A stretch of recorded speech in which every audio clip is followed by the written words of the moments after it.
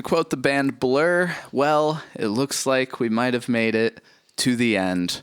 Welcome to Not Every Single. I'm Joe. And I'm Stephanie. And Autumn Act 3 is out. We've taken it in. We've absorbed it. Now, we've done 2 other videos kind of worked up about this project, right? Yeah.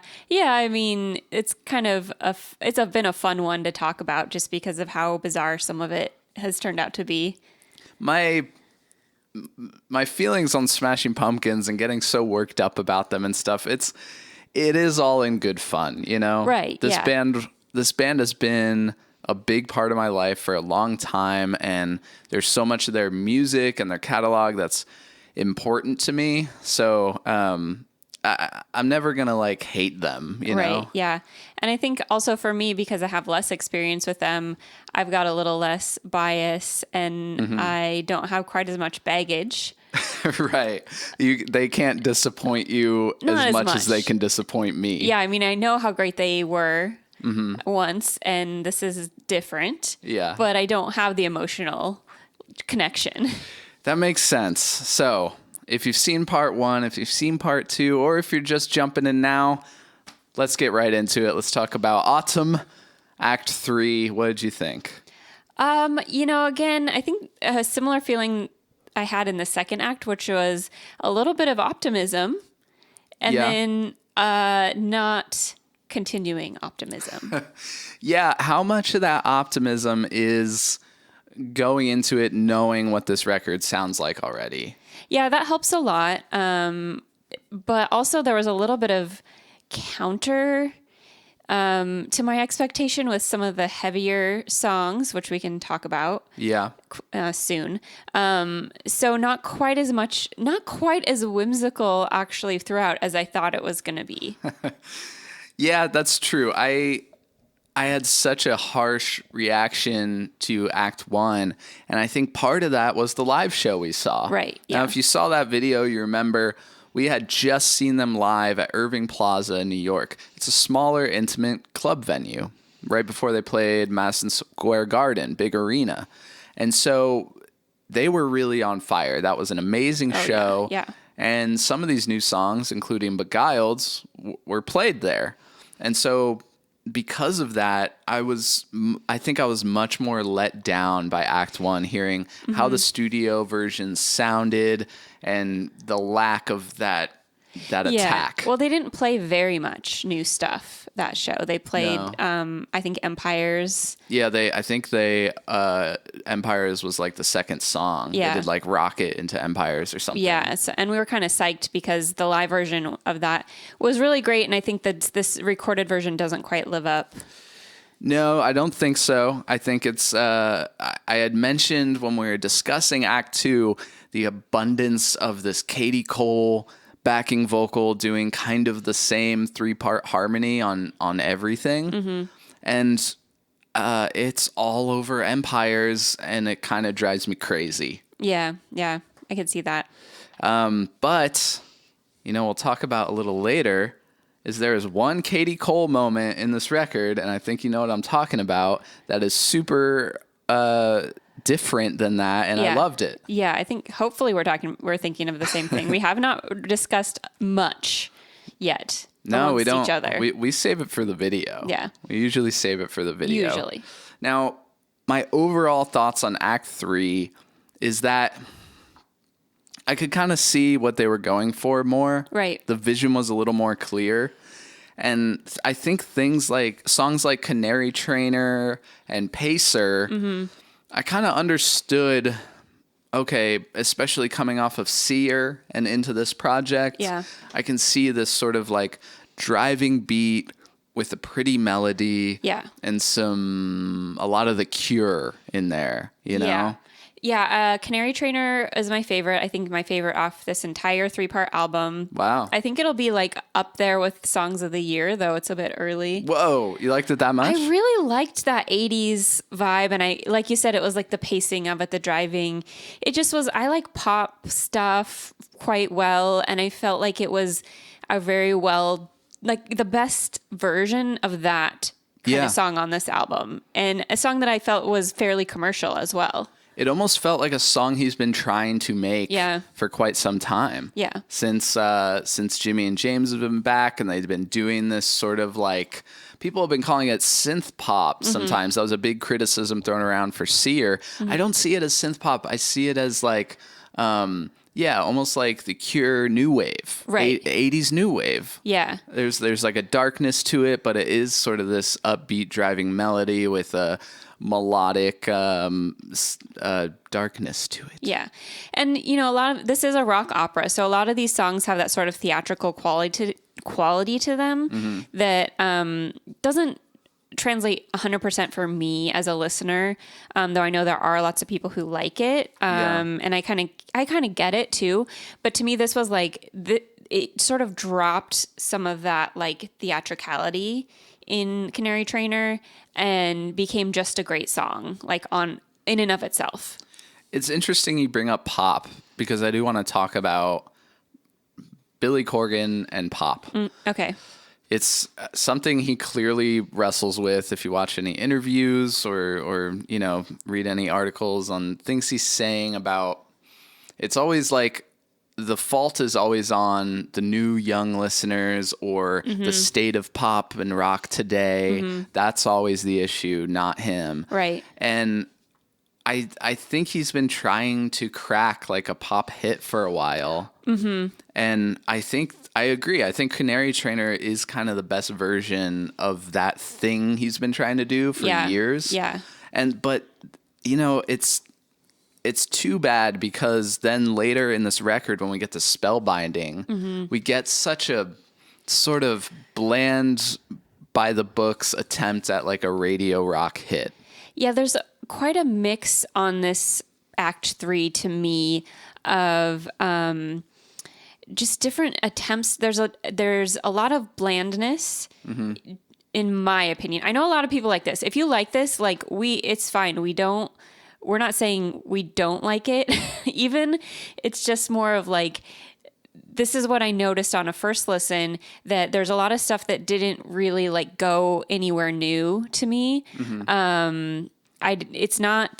It doesn't have the soul of the early stuff, and it doesn't have like the pushing forward that I think could be present. And that's the thing, there's potential. It's like the heavier songs, a lot of them are quite bland to me, and just sounded like this has been done before. And a lot of like the ballads and things like that, a lot of the choruses where it's like, you know, he's singing alone, alone, alone, alone for the whole chorus. That was a rough one.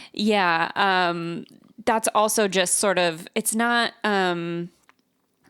pushing anything. It's just sort of resting back on like, is this what you want? Like, maybe you want this, but I'm not really into it. That's kind of a key thought. Is like, it always seems like he's throwing out like, is this what you guys are wanting? Is this going to work? Is this going to put me back in, you know, the top of the charts or whatever? And it's frustrating when you can sort of like hear that in the record. Now, maybe that's me projecting a little bit, because I know he's saying these things in interviews and stuff, but I feel like you can sort of hear that desperation sometimes. But you know, the problem doesn't end there. I think a big part of it has been production since I don't know, 2007. Now, this isn't the worst sounding record they've done, but it just, for as epic as it should feel, it feels very flat and sort of a lack of depth, you know, a lack of layers. There's very little production moments where I go, ooh, you know. And that's something I really appreciate, especially if I'm listening on headphones. I want to be surprised by some panning. I want to be surprised by some, you know, some little things in the background. I will say that to me, the synths are the strongest point, which is interesting because as much as we said, you know, oh, it would be so cool if he went back to like the heavier stuff, but also like bring something new to it. But like to me, the synths are very often super successful, even more so a lot of times than the actual song itself, the melody, what he's singing, the lyrics.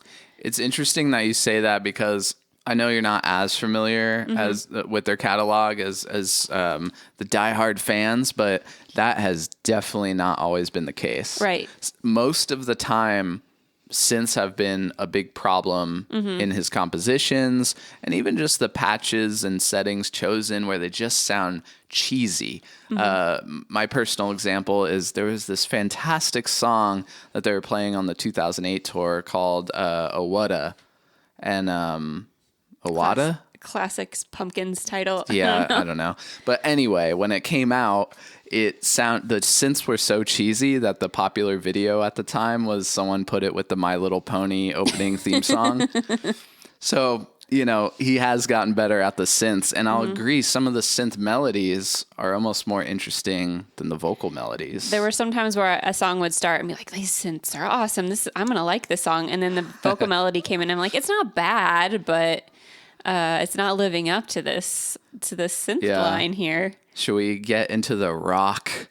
We can get in, I don't think we need to say too much about it, but yeah. I think Lieu of Failure is a perfect example of the issue here of just a generic, boring rock riff. And almost even worse, a boring backbeat behind it on the drums, which is like gets me so worked up, makes my blood boil, because you have Jimmy Chamberlin behind the kit.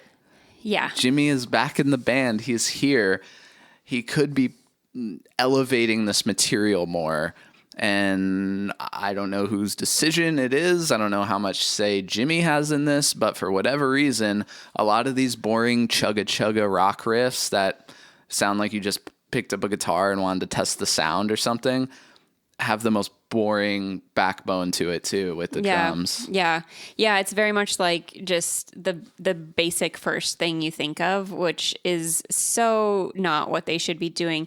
There is a drum moment on this album. Oh yes, there is. Oh my gosh. It's not the Beastie Boys, but the song Intergalactic has Jimmy just going crazy on the toms. For like a minute at the end. Now, I don't know if you've heard the song United States from Zeitgeist. Probably not. It's a big, long song where he's on the toms for 90% of the song, and he only goes up to the snare at the end. Yeah. Now, I love when this man goes crazy on toms. So that was such a delight to hear. There was interesting panning going on. That moment felt so detached from the rest. Yeah, when Spellbinding came in after that, I was jarred.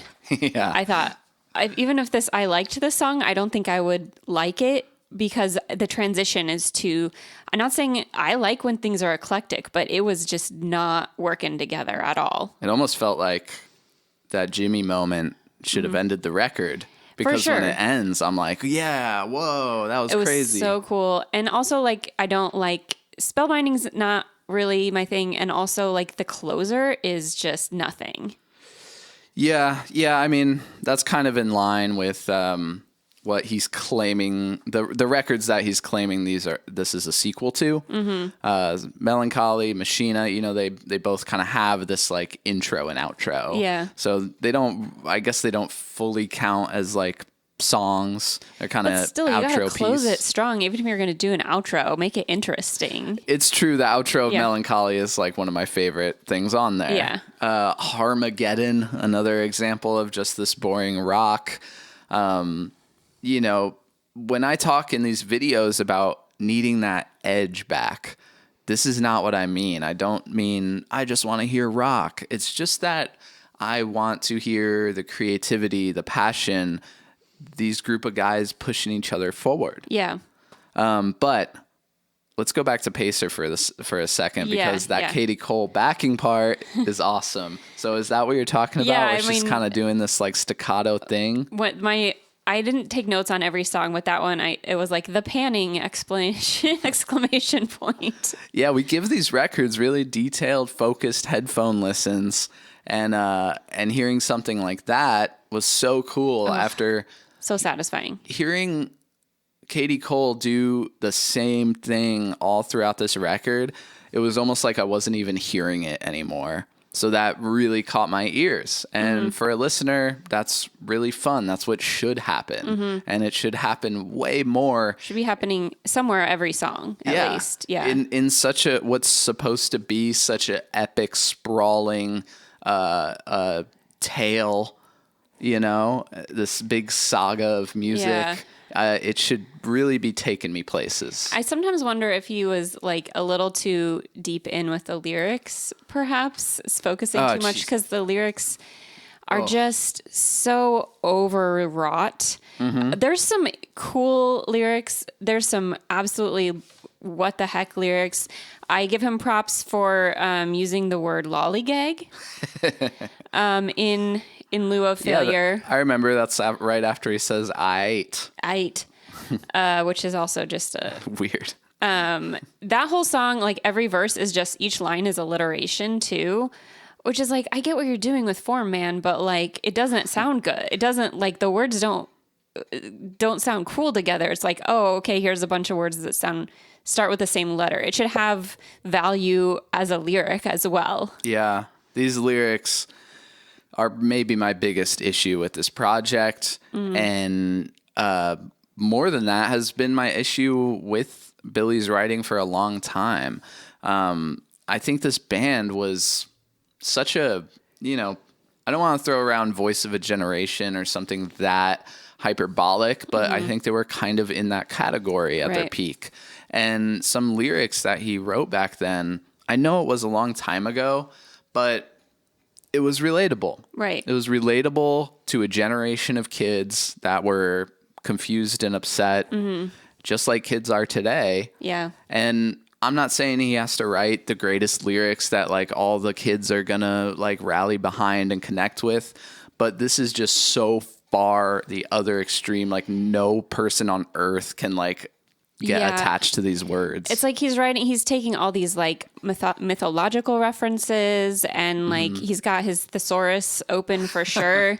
Like trying to find what's like a lot of thou, smarter word for this word. Yeah. You know? Yeah. And it's like, I get you're trying to do something artistic, but like there has to be an entry point besides just like a chorus that says alone 40 times. And again, there's people who don't care really about lyrics. And there's probably people, you know, this is a rock opera, so there is a plot happening. There's things happening, I assume. So I'm curious, commenters there out there, has somebody, you know, like, have you parsed out a story? Because I kind of want to know what's happening here. Well, you can listen to his podcast where he explains the story. I need a TLDR. yeah. Need a quick little version of it. I'm curious as well. Do you care about that? Do you care about that aspect? If this is supposedly a sequel to Melancholia Machina, do you care about this whole epic story?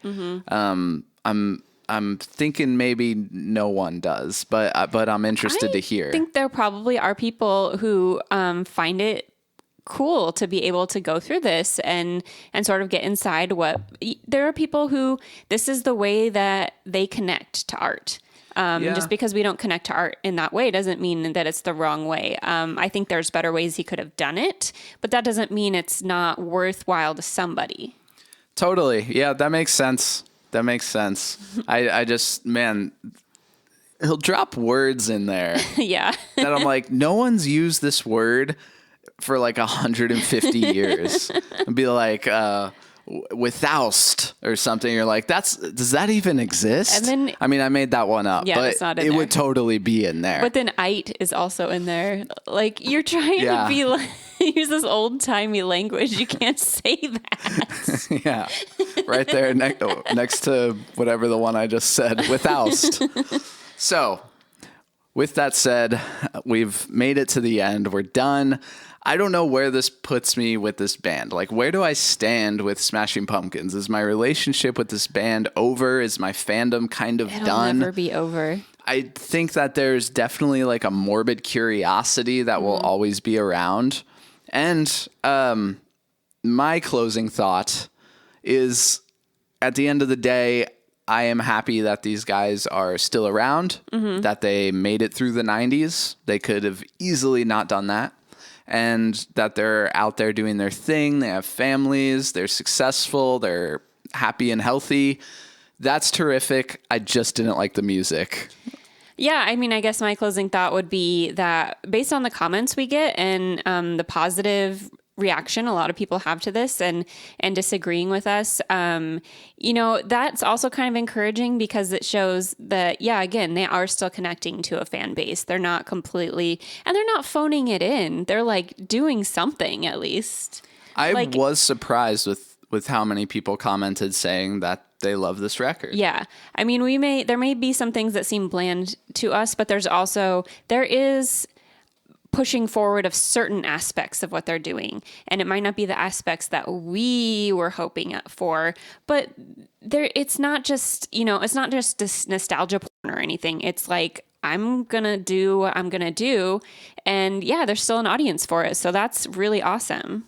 Yeah, that's great. And to the Smashing Pumpkins fans out there, as far as our channel and our content, what would you like to see next? Because there's a lot that you are very unfamiliar with. For example, never heard Siamese Dream.